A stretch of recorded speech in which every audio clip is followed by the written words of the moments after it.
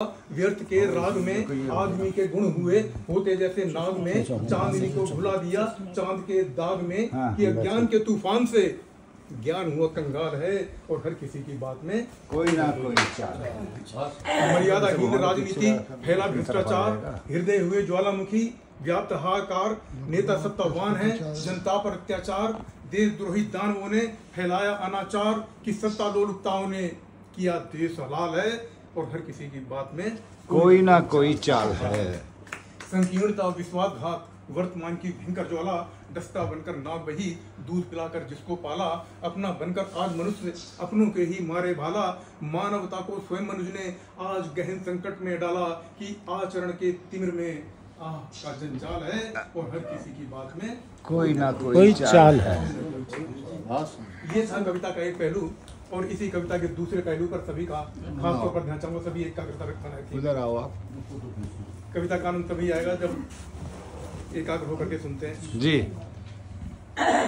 कि अहंकार त्याग कर स्वार्थपरता मार दो, ईर्ष्या को छोड़कर भावना में प्यार दो, प्रेरणा को बांटकर जनजीवन संवार दो, प्रज्ञा में ज्ञान का समाज को उपहार दो कि मानव की जिंदगी का सदाचरण ढाल हो और हर किसी की बात में अब ना कोई चाल हो। अब ना कोई चाल हो। कुप्रथाएं भूल कर नारी को सम्मान दो, बच्चों को नित्य प्रति नैतिक सद्ज्ञान दो, अपराधों का हनन कर देश को मुस्कान दो, अनीतियों का दमन कर इंसान की पहचान दो कि जिंदगी की राह में मौत का ख्याल हो और हर किसी की बात में अब ना कोई चाल हो।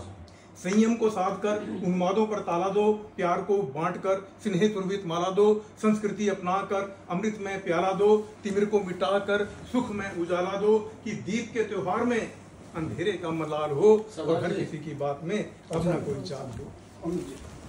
यहीं बैठो अभी। आप बैठो एक सरदार जी बैठे यहाँ आएंगे।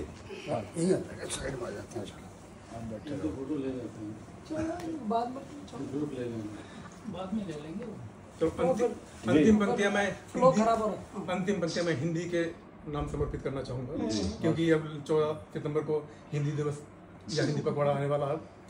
तो अंतिम पंक्तियां इसी क्रम में हिंदी को समर्पित हैं कि हिंदी के सम्मान में एक होकर सहकार दो, राष्ट्र के सम्मान में राजभाषा को श्रृंगार दो, सरकारी कामकाज में हिंदी को उभार दो, हिंदी के स्वरूप को गंगा सा निखार दो कि ऊंचा सदा विश्व में भारतीय का भार हो और हर किसी की बात में अब ना कोई चाल हो, अब ना कोई चाल हो। बहुत सुंदर कविता, बहुत अच्छी कविता। मैं चाहूंगा कि दीप जी से मैं उनकी बात हमारे आपका जो अक्षर है चलो तब आता जब सब एक ग्रुप में बैठे रहे तो सही बात है। तो वो सब बाद में कर लीजिएगा, ग्रुप फोटो ले लीजिए, कुछ और कर लीजिए। बाद में ले लेंगे सर, बैठिए, सही फोटो ले लीजिएगा बाद में। खैर चलो मैं एक छोटी सी रचना सुना देता हूँ।